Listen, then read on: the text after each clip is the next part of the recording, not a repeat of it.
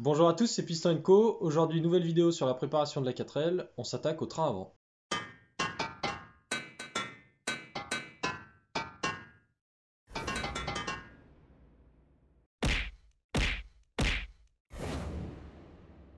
Donc on va vous montrer toutes les pièces neuves qu'on a reçues. C'est parti. C'est parti. En pièces neuves, on a deux rotules. On a les 4 rotules de suspension et 2 rotules de direction. 4 amortisseurs, 2 avant, 2 arrière. On a des tôles de renfort. On a pris ça, c'est pour renforcer les triangles supérieurs. On vous montrera ça tout à l'heure.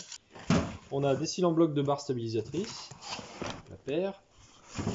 Et on a les cils en bloc de triangle qui font la jonction entre les triangles et le berceau du train avant. Et bien sûr, on n'oublie pas les essuie-glaces, très important en cas de pluie. Et les ampoules, quand il fait nuit. Première étape du démontage, on va d'abord mettre la voiture sur chandelle. Et ensuite, on vous montrera sur le train avant ce qu'on va faire.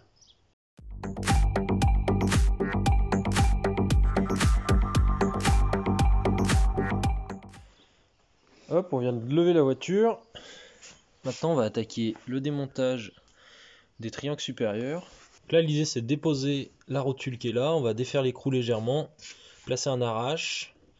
On fait sauter cette rotule. Après, on enlève complètement l'écrou. On sort la rotule. Et une fois que c'est fait, là, ici, on a un écrou et un axe. On défait l'écrou, on sort l'axe. Et en fait, toute cette pièce, là, tout le triangle supérieur, il va venir avec nous. Ah, bah regarde. Est-ce qu'on vient pas d'acheter des tôles pour renfort de train avant alors qu'il y en a déjà? Donc là on voit pourquoi ça force pour démonter une rotule, c'est que la rotule est dans un trou qui est conique, et elle-même elle est conique, et du coup l'assemblage cône-cône c'est des assemblages qui tiennent vraiment fort, et sans un arrache c'est assez compliqué de les sortir. Et voilà, la rotule est sortie, le triangle aussi, et là ce qu'on voit c'est pas top. C'est que le triangle il tourne très librement, alors que normalement ça devrait, enfin quand on aura mis des caoutchoucs neufs, ça risque de plus trop tourner librement et ça serait mieux, parce que là c'est un peu, là il y a du jeu là. Maintenant on dépose l'axe supérieur. Et ben c'est bon moi. Et voilà le triangle supérieur, il est démonté. Je vais attendre que Grégoire ait démonté le sien. Ensuite, on déposera la rotule qui est rivetée d'origine. Donc ça montre que c'est bien un montage d'origine. Donc c'est les rotules aussi d'origine. Donc il va être temps de les changer. Et ici les caoutchoucs. Là on voit qu'ils sont complètement morts. Celui-là il est fissuré. Celui-là aussi. Donc ça on en a des neufs. On va les monter aussi. Donc on va pouvoir voir à combien on monte à l'écran là-bas, au cadran. C'est parti. C'est pas mal. 2 tonnes.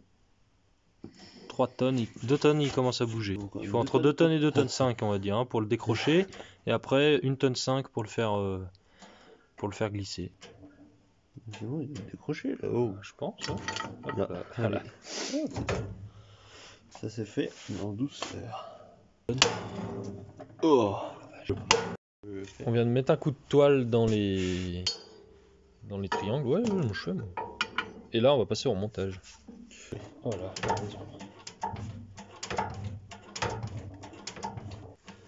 C'est comme c'est précis, n'empêche. Ça va pas mal. C'est moi qui suis précis. Ouais. Quoi? Ça se met bien. Ouais. Et il faut environ 1 tonne de pression pour l'enfoncer. Donc 2 tonnes 5 pour le sortir, 1 tonne pour le remettre.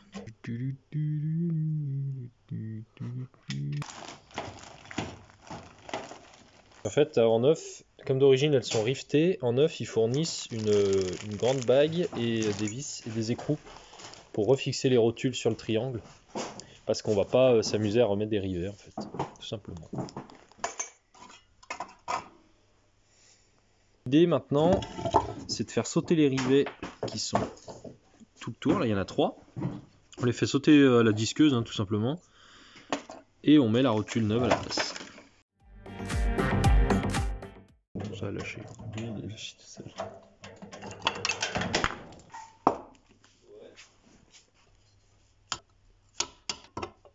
Là on a mis un petit coup de peinture pour faire propre. Vite fait, hein. Vraiment vite fait. Et on va passer au remontage des rotules. Ok, la rotule elle va comme ça. Les vis on met dans ce sens, oui. Oui, il n'y a pas de rondelle. Bah, là on a une bague comme ça qui vient se mettre dessus.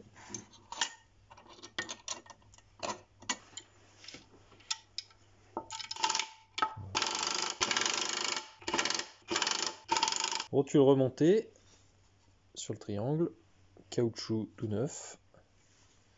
Donc on va pouvoir repasser au remontage sur la voiture.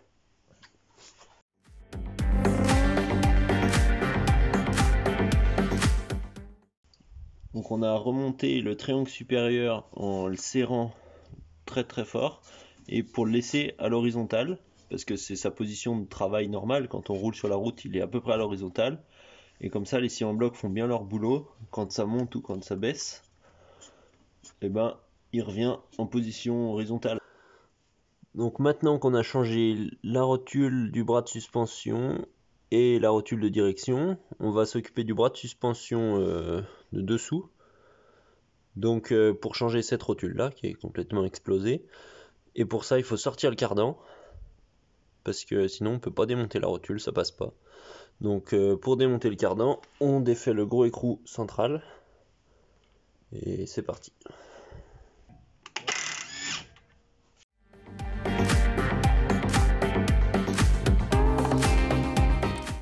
Elle s'enlevait pas mal, moi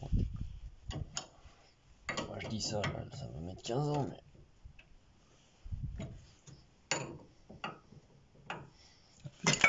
Oh. Ah, voilà.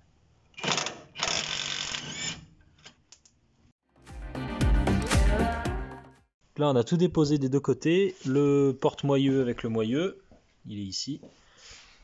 On a sécurisé l'étrier de frein pour pas arracher le flexible au-dessus du triangle supérieur. On a accroché le cardan avec un fil de fer pour pas qu'il se barre, parce que quand il se barre en fait ça fait couler l'huile de boîte par terre. D'ailleurs elle a une sale tête l'huile de boîte, ça a dû prendre l'eau et ça a une couleur de ce qu'on appelle la mayonnaise. Donc il va falloir faire une vidange un jour. Et maintenant on va pouvoir attaquer la dépose du bras de suspension inférieur. Et ça passe par avant la dépose des barres de torsion. La barre de torsion, c'est cette barre qui est ici. Et en fait, c'est elle qui fait la suspension. C'est comme un ressort. Hein. Et il faut aller la déposer. Et elle est accrochée. Elle est accrochée juste là-dessous. Il faut enlever ce cache.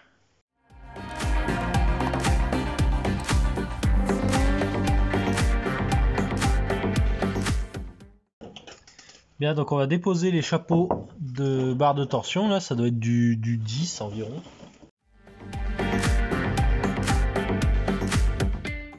Là on a la coupelle, voilà. On a un joint qui va rester là lui parce que on peut pas l'enlever, c'est comme ça. Ah mais c'est vraiment une tôle fine, le plancher de Dieu. Regardez tout ce qui est tombé. Un petit peu de Maroc. Alors je pense qu'il est temps de marquer l'emplacement de la barre de torsion. Ça oui.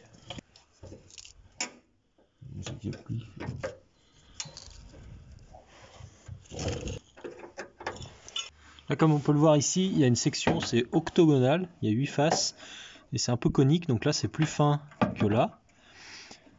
Et en gros, il faut mettre sa clé à molette ou une clé à griffe à la base, on va dire, du cône.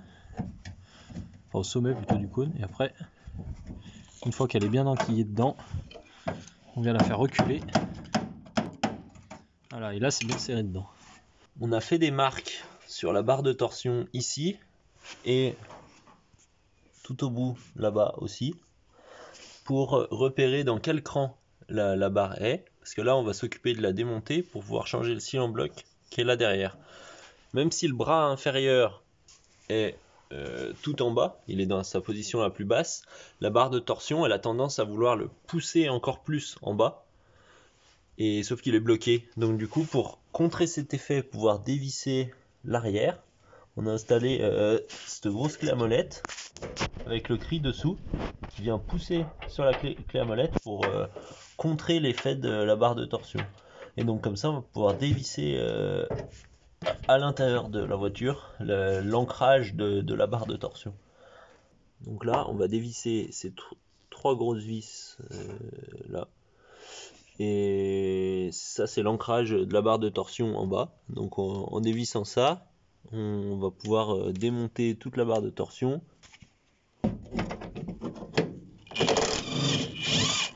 La barre de torsion s'est détendue.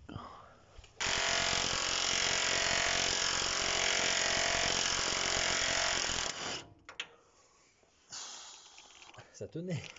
Heureusement qu'on a la clé à choc, hein, bordel. Je pense qu'on va faire un petit comment ça s'appelle, un petit saut dans le temps et on va se retrouver dans quelques minutes. Dans quelques minutes quand elle sera enlevée. Puis une fois qu'on aura la solution, on vous y montrera sur l'autre. Exactement. On va faire comme ça, je pense. Point situation, on a fait un côté sans filmer pour apprendre. Donc on a sorti la barre de torsion là, on a sorti le bras, on a changé le caoutchouc à l'intérieur, on a changé la rotule, on a remonté le bras avec la barre de torsion et on a rajouté un cran ici, donc dans les cannelures on a tourné d'un cran de plus pour rehausser la voiture comme elle était 3 cm trop basse. Elle devrait revenir à la bonne hauteur, voire peut-être être légèrement rehaussée. Et donc on a mis un petit coup de peinture à tout ça et on va passer à l'autre côté en vous filmant tout. Et on est des gros malins, du coup on s'est lancé un défi, c'est de finir ce soir. Il est 18h30 et Grégoire a dit après manger on revient. Et peu importe à quelle heure on se couche, on finit ce soir. Tout le train. Vous voyez la gueule, tout, hein. La gueule du mais train le train avant. Il y a encore un petit peu de boulot. Pas trop. Un petit peu. Mais oui, à minuit 30 c'est fini. Je pense, j'espère. C'est pas grave, on finit ça. On va tout filmer de ce côté pour vous montrer. L'idée c'est de déposer ce bras, il est tenu par un axe qui traverse ici, l'axe il est tenu par cet écrou. Donc il faut faire péter cet écrou. Bon du coup on a chauffé fortement au chalumeau pour sortir l'écrou. Et c'est venu, donc voilà, c'est génial. Maintenant on va passer au démontage de la barre de torsion. Ouais. Oh bah si c'est bon, regarde. Bon, ça force rien du tout. Ça force pas ? Non, elle était posée contre.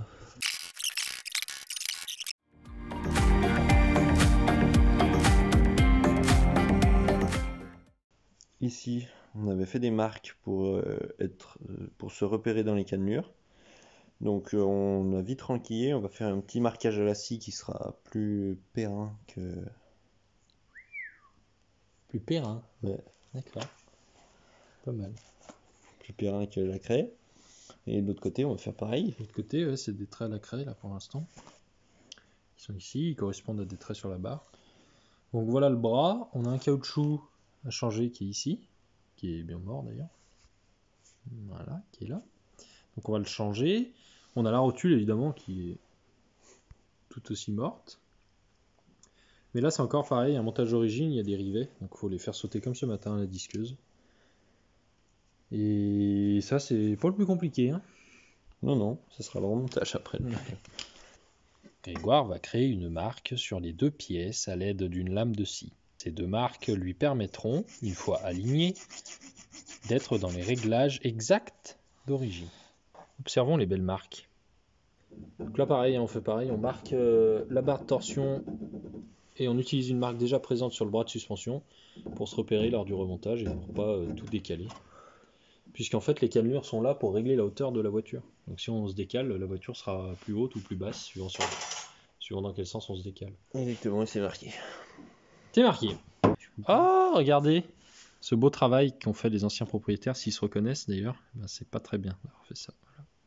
Je pense qu'à l'époque, ils ont regretté leur geste en faisant ça. C'est quand ils ont remplacé le plancher, les anciens propriétaires ont eu la bonne idée de couper le plancher en place sur la voiture, ce qui n'est pas bête du tout, mais il y avait les barres de torsion dessous. Ici. Il y a une marque là.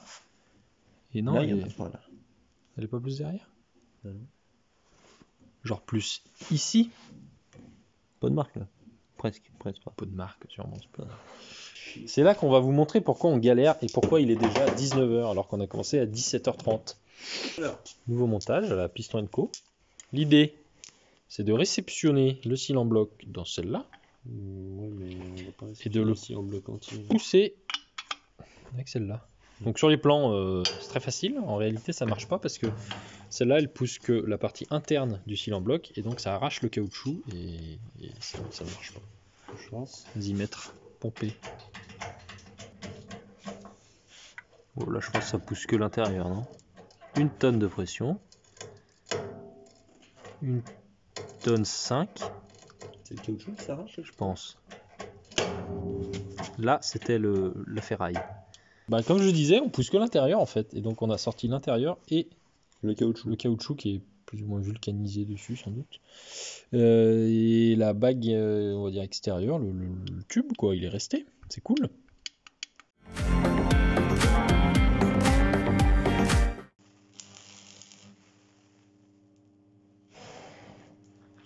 Ah là, c'est pas bien parti là. Oh, ça crame fort là.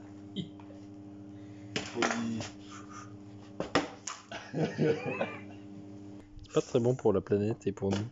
Donc là, j'ai fait des gros points bien dégueulasses entre la partie centrale et la partie extérieure.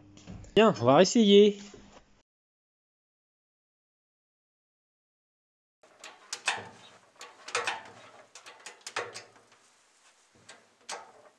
Ça va pas plus loin, si.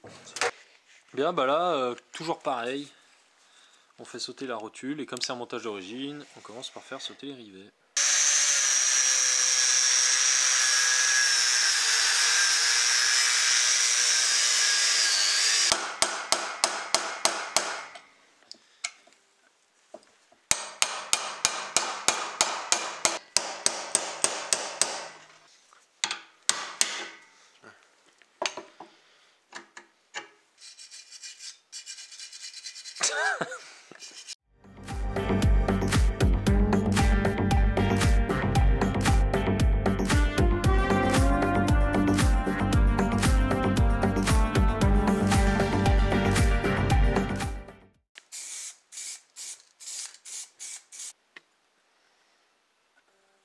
Il est 20h28. Exactement. On n'a pas fini. Non, mais la barre de torsion est peinte. Le bras de suspension inférieur est peint. Enfin, pas. Donc là, Il est barbouillé quoi. Le temps que ça sèche, on va peut-être aller manger. 8h30, c'est pas mal, c'est un bon horaire. On va manger, ensuite quand on revient, on remonte la rotule. On remonte le bras. Exactement. On remonte la barre de torsion. Exactement. On remonte les porte-moyeux. On remonte les cardans. On J'ai met mal les au roues bras. et on pose la voiture sur ses roues. Et il sera environ minuit 30. Minuit 30. Oui. C'est bien, minuit 30. On se retrouve après une courte pause repas. Les pièces sont séchées. Et donc du coup on est en train de remonter la rotule, la dernière. Donc du coup celle-là elle est déjà soudée dedans, donc celle-là on la change pas. On a juste à remettre un écrou par-dessus. Et les deux autres par contre c'était des rivets. Et on met une vis.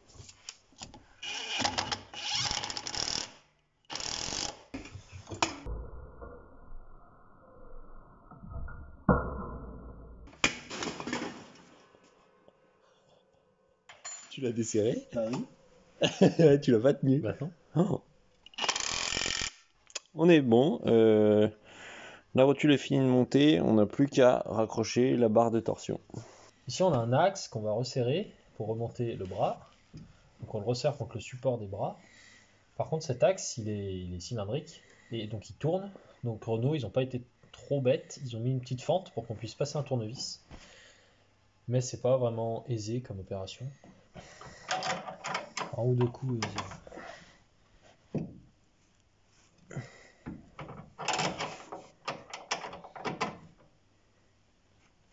Il serrera une fois sur ses roues.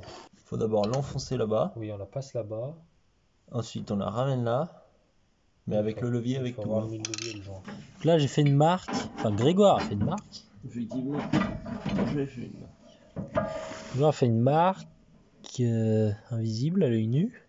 Oh putain, avec la peinture, on la voit la mienne? Non.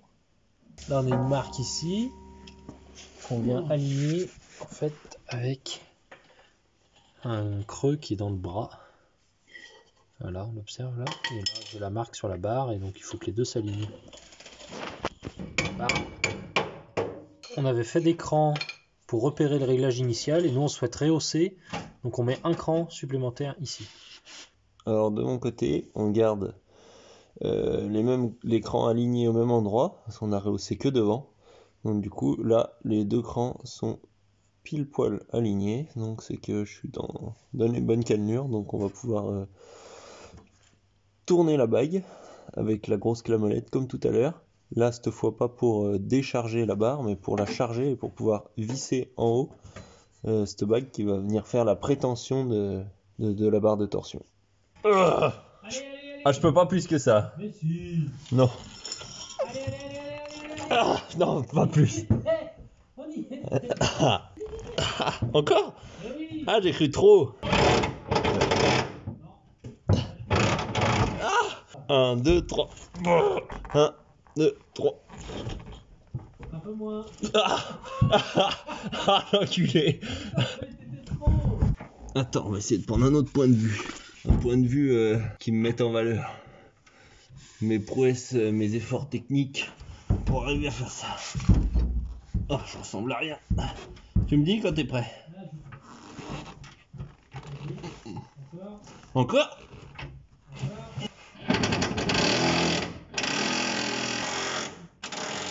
Ah, j'en peux plus. Ouais.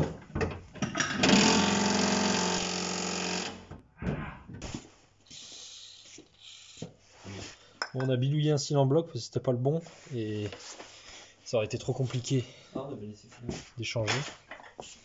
Donc on l'a percé et ça se perce comme du bois et c'est génial. C'est bon. Feu vert, Grégoire. C'est vrai? Bah ouais, on est dedans déjà. En vrai, ça se voit même pas qu'on y a bidouillé.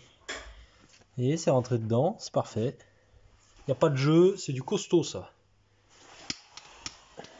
Bon, on va vous montrer notre mode opératoire quand même. Voilà. On met un petit coup là, puis on taraude. Et après, comme la mèche fait 13 et qu'il faut qu'on perce à 16, on fout un coup de tarot de 16. C'est parce qu'on n'a pas de mèche de 16.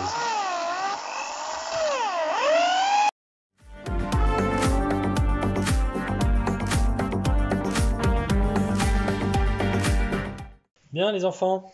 Oui. Non, je parle là pas toi. Ah. Donc on va faire un petit point quand même de la journée. On a changé cette rotule. On a changé cette rotule. On a changé les caoutchoucs qui sont tout là-bas. On a changé le caoutchouc qui est tout là. On a refait un réglage de hauteur qui est à peu près correct. On a changé ce caoutchouc-là. On a changé cette rotule-là. Bon, il va falloir passer au remontage du noyau.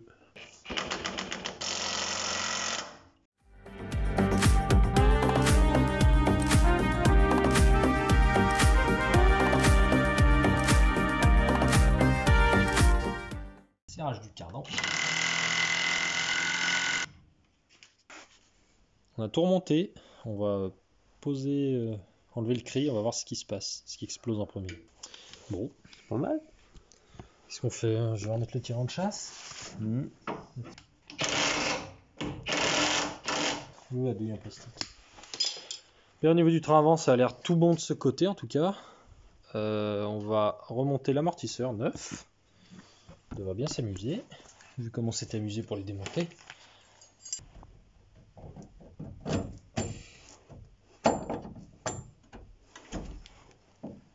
Là, il est carrément trop grand, on dirait.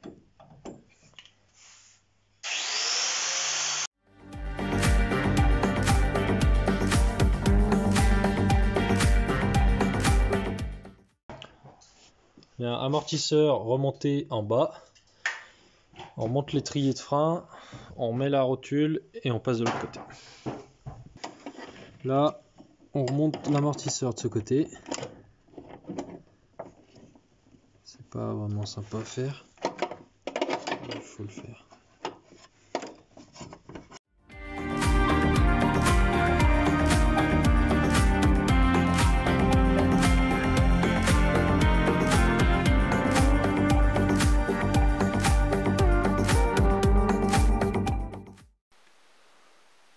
Alors, 1h15 du matin, on a fini de remonter l'avant, mais bah, je sais pas comment ça se voit en vidéo, mais vraiment on dirait qu'elle est en train de cabrer. Elle est levée, mais Elle est carrément trop haute. on peut passer notre tête en dessous du passage, entre la roue et le passage de roue. Donc elle est beaucoup trop haute. Elle est très raide. Donc du coup, c'était pas la bonne solution de mettre un cran de plus. Donc on va s'arrêter. On va dormir. Ça va être pas mal. Et demain, eh ben, on enlèvera un cran. Et puis elle redeviendra comme avant. Mais au moins, on a fait notre objectif de finir l'avant ce soir. Et ben, bonne nuit à tous. Et ben, bonjour à tous. On est le lendemain matin. Donc, comme on vous l'a dit hier soir, la 4L, elle est beaucoup trop haute. Enfin, là, elle est sur chandelle. Hein, donc, voilà. Mais elle est quand même beaucoup trop haute. Les amortisseurs, ils sont très raides. Donc, on va baisser d'un cran. On va baisser cette fois un cran à l'arrière. On avait monté un cran à l'avant, mais on va baisser un cran à l'arrière parce que c'est plus simple à rebaisser. Et voilà, on va vous montrer tout ça. Vous allez le vivre avec nous, la galère. C'est parti.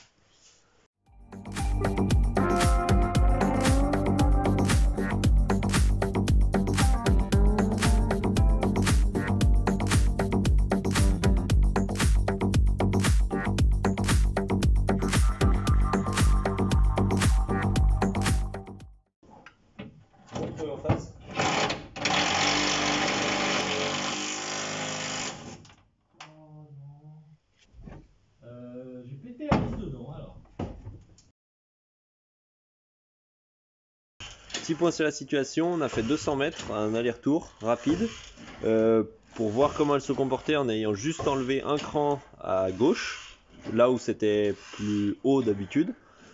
Et finalement, après ces 200 mètres, eh ben, elle est pile poil à l'horizontale. Elle est nickel, 71 des deux côtés, donc c'est trop haut. Donc on sait que c'est la bonne combinaison de crans à l'avant et à l'arrière. Donc on va en enlever un de chaque côté à l'arrière encore. Et normalement, on devrait être bon un peu plus bas et ça devrait être très bien. Ça va péter, hein, on va attendre dessus.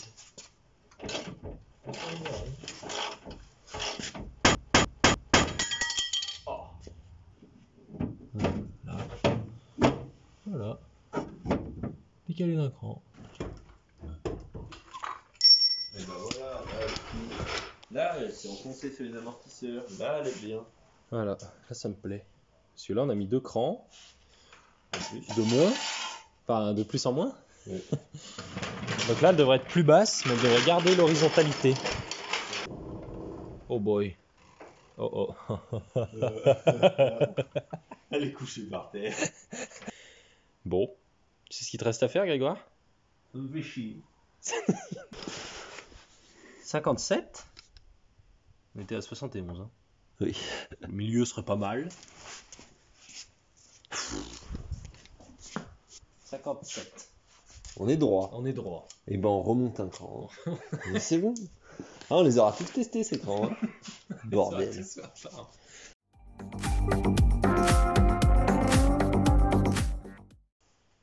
Le train avant est terminé.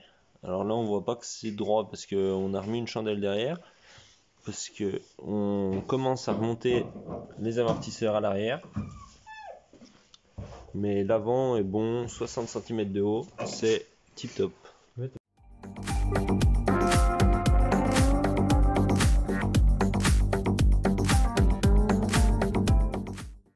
Donc l'amortisseur est changé, bien plus simple qu'à l'avant, parce qu'on n'avait que l'amortisseur à changer, pas les cils en bloc, rien. Et de l'autre côté, on va faire pareil.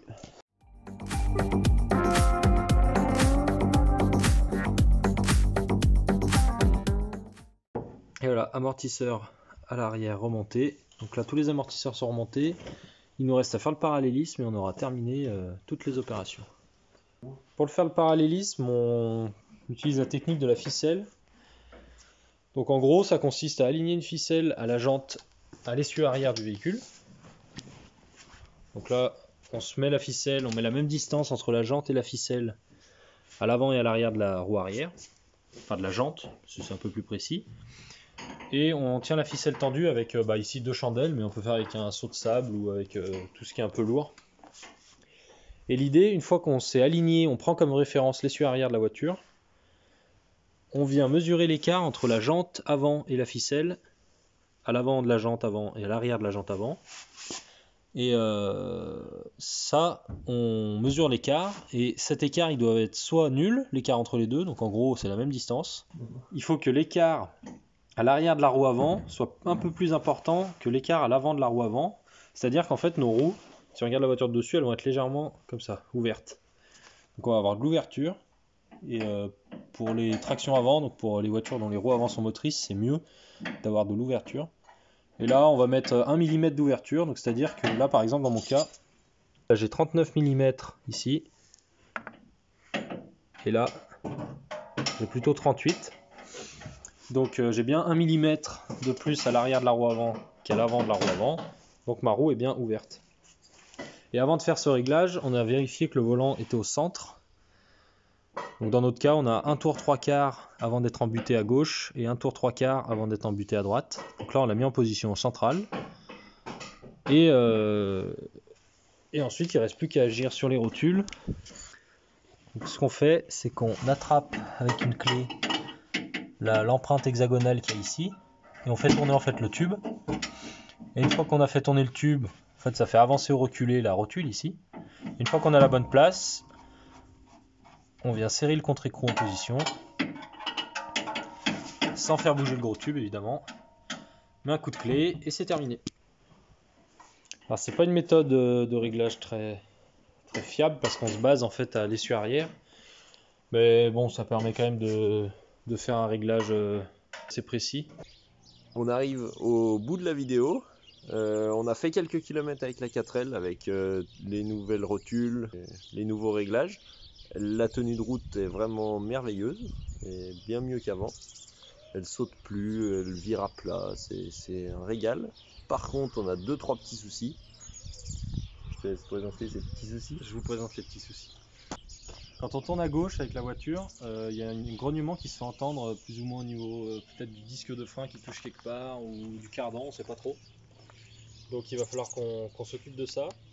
En image, que les vis qui tiennent la rotule inférieure, on les a montées dans le mauvais sens, celle-là par exemple.